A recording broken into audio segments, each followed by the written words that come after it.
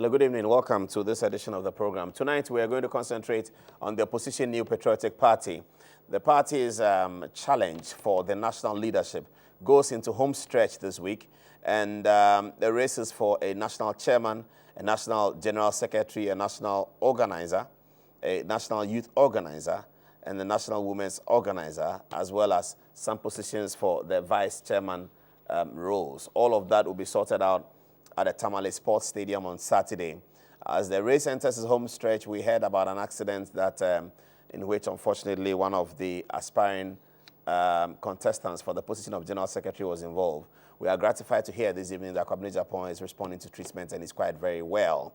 Tonight, though, we'll focus on one of the controversial institutions of this race. Paul Afoko came up for controversy when the vetting committee initially decided that he had more questions to answer. After a while of investigations, he was even given the all clear to continue the campaign. We are hearing from analysts now that Paul Afoko is neck to neck in the final race to become chairman of the MPP. He's become, obviously, one of the front runners. How did he make it from the back to the front? We'll be talking about that tonight. And who is Paul Afoko? Is he a politician or is he a businessman? That's the big interview for tonight on Good Evening Ghana. So tell your friend to tell his friend, tell those who are driving home to hurry up. Paul Afoko will be on in 10 minutes from now. Now, though, we are delighted to have in the studio the UNAIDS Commission. And they have something to do with the World Cup that's coming up. This evening I was watching football and we were reminded that Ghana will be playing against the United States and against Germany and against Portugal at the World Cup in June in the opening rounds. We believe that we'll qualify from that group as we have always done. But Mr. Girmay Haile is here to tell us something about protecting the goal having to do with the World Cup. Good evening, sir. Welcome. Good evening. Thank you very much. Thank you very much. How are you enjoying Ghana? Ghana is wonderful. It is? Absolutely wonderful. Tell us about Protect the Goal. Yes, Protect the Goal is a campaign that UNAIDS and FIFA came up together and decided to use the opportunity of the football where you have massive number of audience at a given time, and at the same time also to pass on some of the most critical messages that are important for the youth in terms of the HIV infection and prevention. And here in Ghana, in particular, we have contextualized that campaign. The Ghana AIDS Commission, the Ghana Football Association, and UNAIDS together have contextualized this campaign to look at what are the real issues that we have here in Ghana. And if we look at our data in Ghana, Ghana is doing very well in terms of the HIV and AIDS response. We see that there is, in the 2012 UNAIDS report, a 66% decrease in adult new infections of HIV and about 76%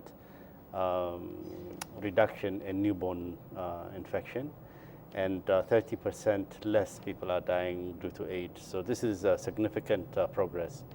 However, when we look closer at the evidence, we see that youth do not use as much condom. So condom use is very low in Ghana. Condom use is low in Ghana? Very low in Ghana. Why? And also, did your researchers find out why? Well, it's just that people are relaxing a little bit, and so therefore the consumption is not as it should be. And also people do not know their HIV status as well. Or is it that people have reduced their sexual activity and therefore they are not? I wouldn't think so, because the third evidence that we have is that there is high levels of multiple sex partners. So I don't think there's increased sexual activity in Ghana. Well, it's not about the sexual activity, but it's just the whole sexual behavior that we are talking about among the youth, basically, which is the multiplicity of partners. The multiplicity of partners. Who are the guilty parties? Is it men or women? Well, we don't look at it that way, because this is a natural process between people, and this is the choice that people make.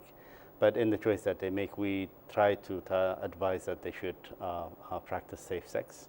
And in practicing safe sex, that means they will need to use condoms, they will need to know their HIV status, and they will need to reduce their sexual partners.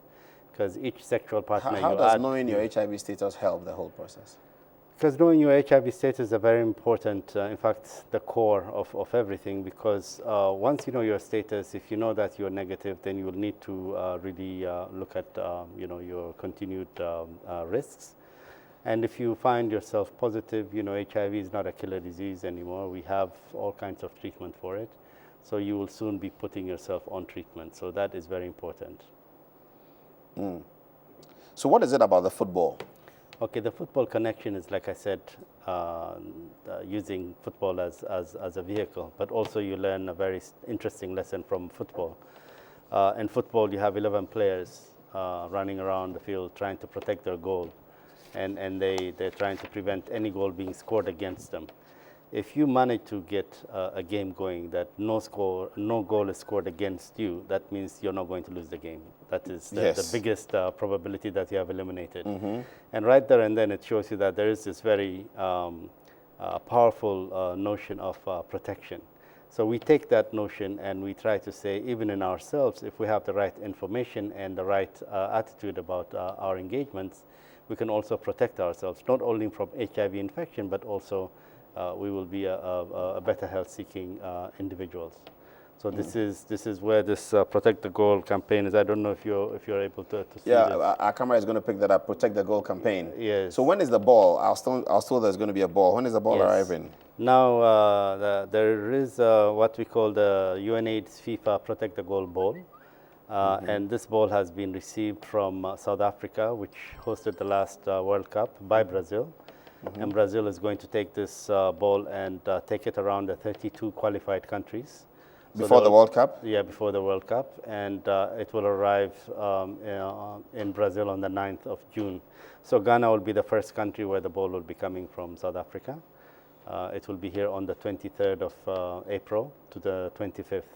So when the ball comes, I hope we'll be able to bring it here and display it to you and your audience.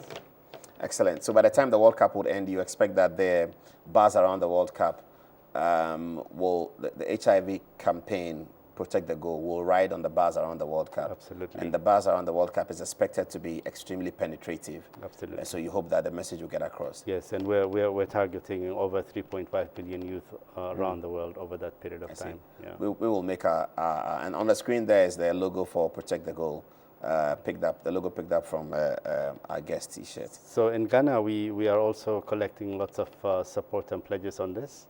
The National Youth Authority has organized a countrywide campaign, and they're collecting over 1,000 signatures of pledges. And here in people who pledge to protect themselves. To protect themselves, yes, by the application of condoms. Yes, and condoms. And by finding out their HIV status. And by reducing the sex Can I partners. pledge now? Do you have a document that I can write in? Tomorrow morning you come to the office, because every Wednesdays we have an open day at UNAIDS where people are coming to sign. Okay. So far we've had. So every Wednesday we can come up at the UNAIDS office and pledge there? Absolutely. By signing my name? Yes. And signing to it? Yes. Okay, I'll be able to do that tomorrow. Excellent. Thank you very much, sir. Thank you very much. It's a pleasure. Thank you. See you soon. Thank you. And continue enjoying Ghana. Thank you very much. And please protect the goal. We do. Together.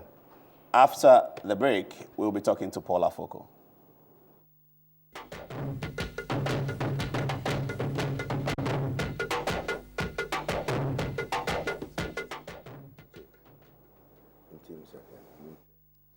Welcome. Thank you very much for your time. We're going to have a political interview. So it's a while since we did that, but Paula Foko is here. Good evening, sir. Good evening. Welcome. Paul. Thank you for graciously agreeing, accepting our interview opportunity very late. You were in Eastern Region? Yes, I was. When we spoke this morning, you were somewhere in Eastern Region? Yes, I was in Eastern Region. I was in Kufudia. And did they receive you well? Yes, they did. They did? They did. It was very good. Let's start from the hottest issue. What was all that about? What did you do wrong for the vetting committee? What was all that about? How did you...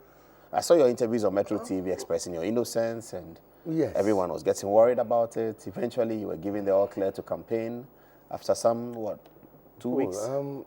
I don't really, I can't say what I did wrong. I don't think I did anything wrong.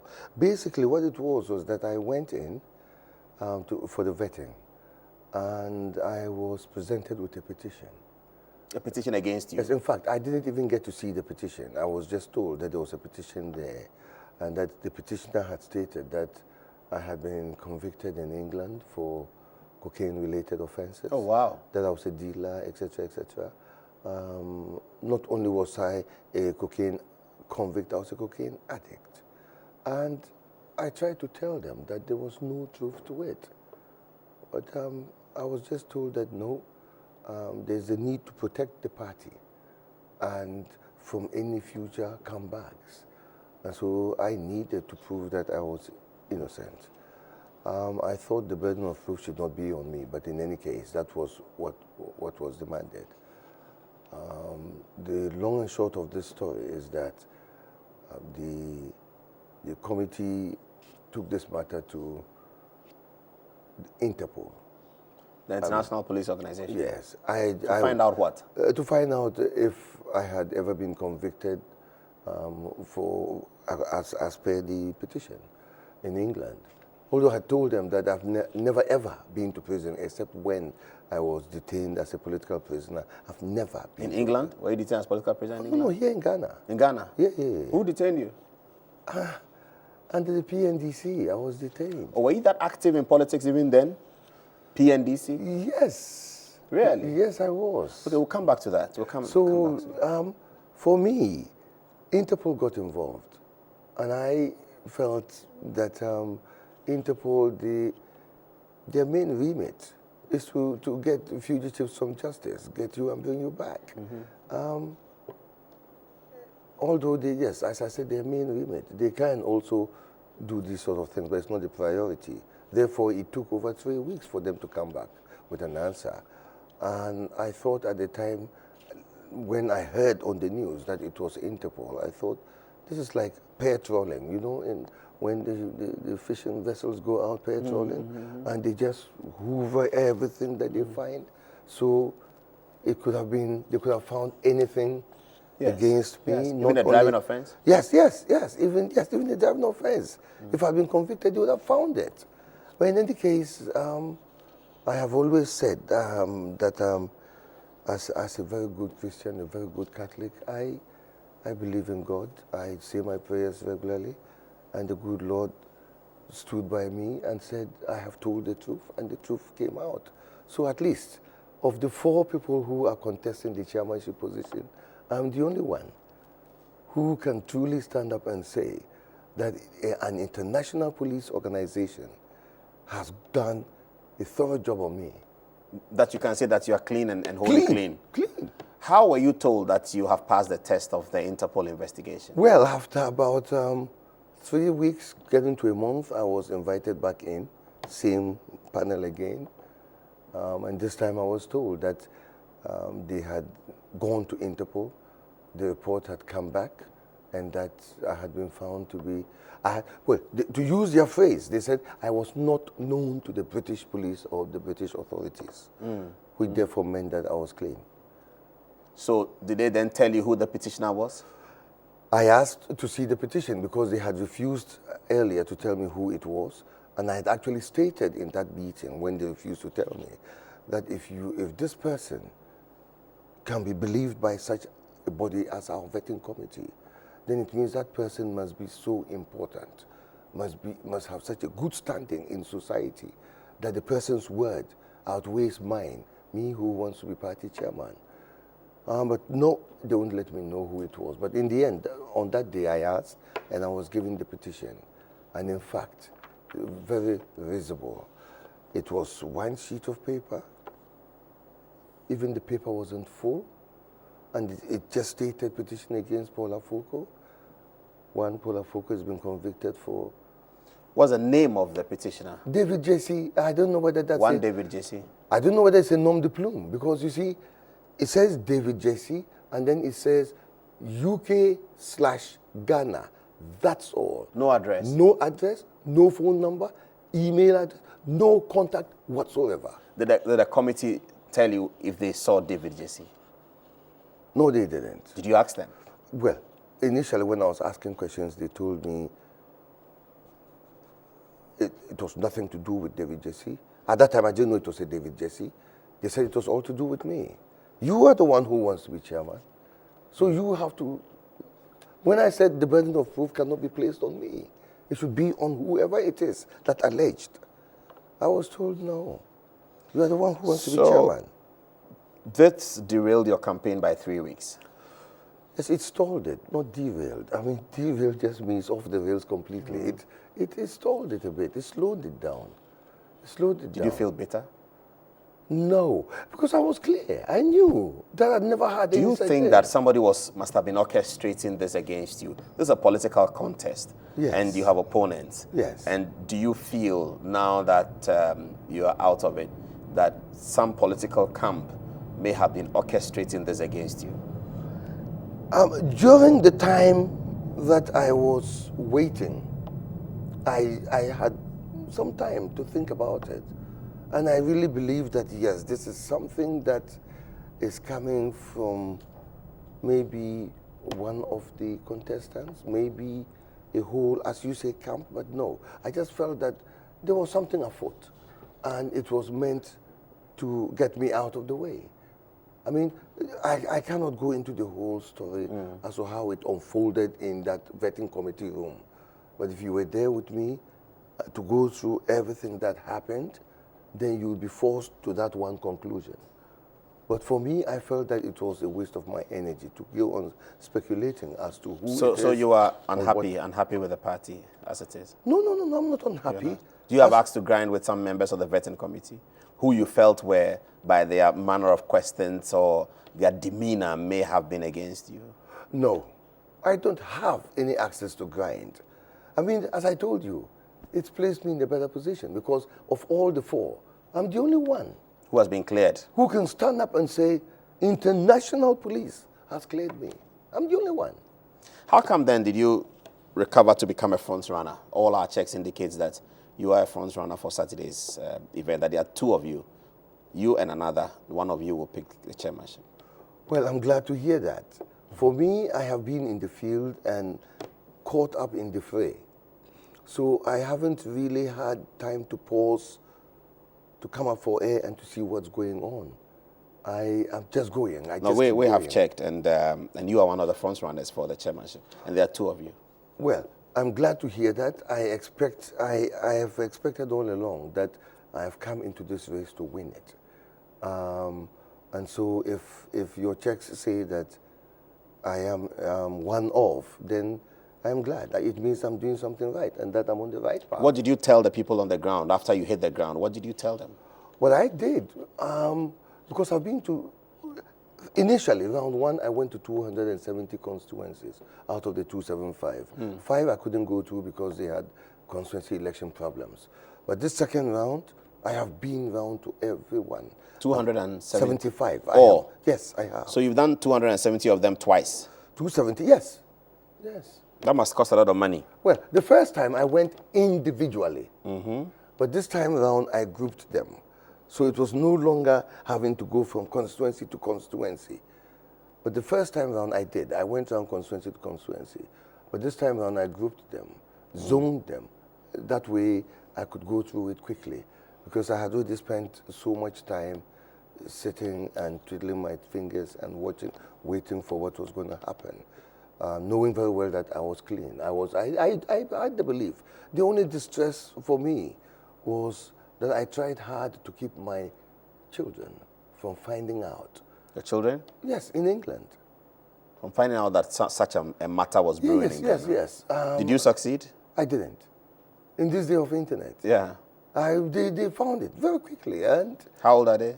Oh, they're grown up. Okay. So they're not really children. In England, I have 3 kids in England. Okay. The senior one is she's finished Oxford. She's University of Oxford? Yes. Congratulations. Oh. That's a good one. I mean, You are not that young then, Mr. Foko. No, I'm not. You look young. I am not. I'm not. Is it because you are rich? No, it's because I have taken care of myself. Thank you. If you are just joining us, this is Good Evening Ghana. We're coming to you live from Metro TV, and we're having a conversation with Mr. Paul Afoko. He is one of the front runners of the MPP's race for national chairmanship. The race occurs on Saturday at the Tamale Sports Stadium. Metro TV will bring you those proceedings live by update. Wow. Let's know who you are, Mr. Afoko. What's your background? Many people consider you a businessman, and they don't consider you as a politician. Today I'm hearing that you have even suffered political incarceration under Rawlings. That's very interesting. I'd like to hear that story in some detail.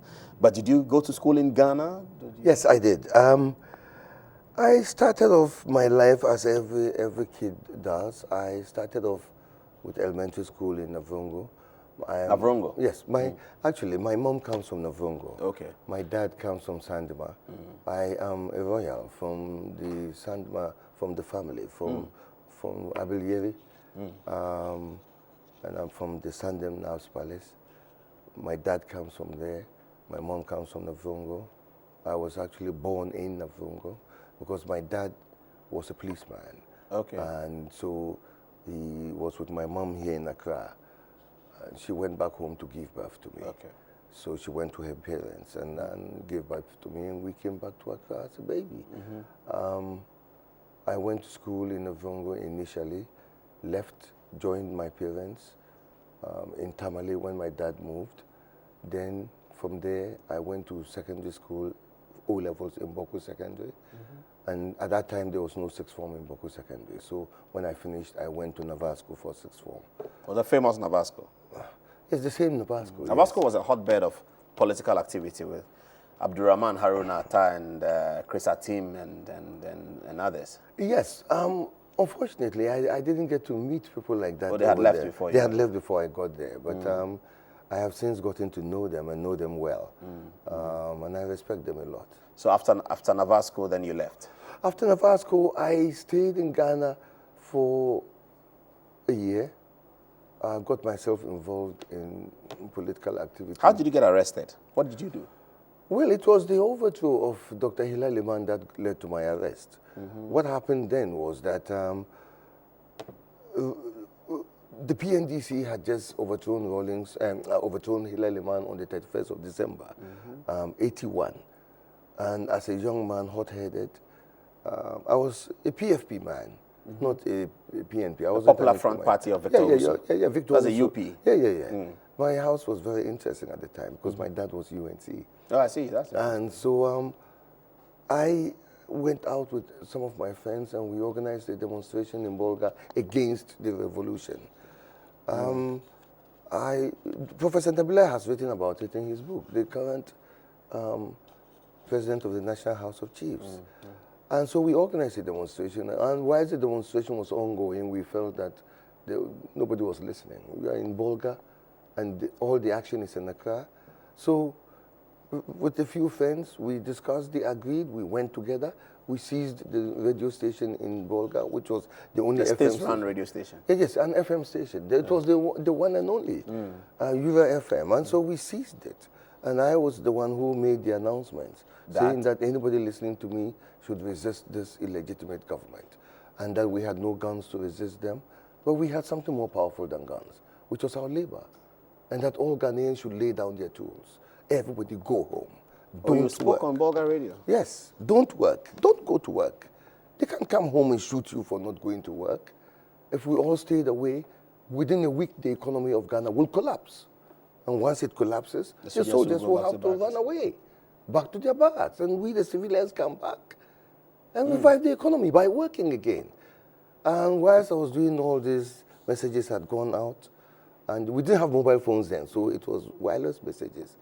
And they came, the ABF, Airborne Force in Tamale, came down to look for me. I was fortunate. Burkina Faso was just across the border, just very close, so I was off. You jumped into Burkina? Yeah, on the back of a motorbike. The month or two later, there was a gentleman, a member of the PNDC at the time, Alolga Katapore. Yes. He came home because he comes from Bolga area. And in the process, my dad was contacted and told that I could come back home, no problems. So I agreed. I came back home. Those days there was curfew, 3 years of curfew. So I came back home and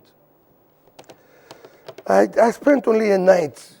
By dawn, the soldiers had surrounded the house and picked me up. Oh, they had been told that you were back? Yes. I ended up in Gonda Barracks. In Accra? Yes. Oh, they transported. How did they transport you? By car? By chains. Yes. By car? Yes. All the way? Yes. Brought me to Accra and then took me to Gonda Barracks. I was fortunate, actually. I was fortunate. The operations officer at the time was one of my classmates, Lieutenant Peter Achana, who later that year was killed. Yeah, he was the operations officer. So he identified you? And yeah, he did, but he pretended he didn't know me at the time. Of course, yeah. And then when the attention had been taken off me, he said they couldn't keep me in Gonda Barracks because I would be in danger. So he organized for me to be sent away. And so I was put away in prison. But fortunately for me, from 82 all through to 83, there was an attempted coup by one Kofi Jiwa. Yes, on the 19th June. 19th. 1983. And that was a Sunday. That's how I got out. Oh, you escaped? I escaped. You broke the prison walls? I didn't. Kofi Jiwa broke the jails. And he came to take his friends out so they would help him to overthrow the government. Yes. And he didn't have enough men with him.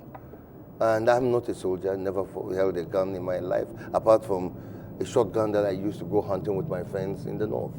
So you left? Yes, I left. I went off to England, and I stayed in England, didn't come back home till 2000. You left the prison and was able to go through the airport and all that? Oh, I couldn't have gone straight away because there was search and destroy. They had these teams going around. The and there was PDCs. yes. No, the PDCs were not that strong at the time. These were military units, and they were sent on a search and destroy mission. So they were hunting down the dissidents, those who had escaped from prison. So you've had your fair share of battle against military rule and politics and all of that? Well, yes. Yeah, apparently. This is an interesting story. Yes. So you went away for many years and then you came back? I came back home and I got involved again in politics. But this time, in the back seat. Because I thought I've grown older, longer in the tooth, wiser, have a family, need to keep my head down, but support my party, support from the background, with ideas, with resources, where I can, and that's what I did. I stayed in the background. My dad, I come from a political family. You see. Yes, I was going to go to your political family. Your father is a member of the CPP government, I've been told. No, my father never was. As I said, my father was a policeman, but my uncle, Akantisi Afoko, who my father comes after, he went to the Legislative Assembly on our ticket, the NPP. He only crossed carpet when we turned into a one-party state. One-party state. But your father remained with the NPP? My father remained, and in fact, he actually served, when the ban on politics was lifted, he served on the regional executive of the Upper East region, and then he won 2 elections to the Council of State under President Kufuor's government. So he came in to the Council of State with President Kufuor and exited with President Kufuor.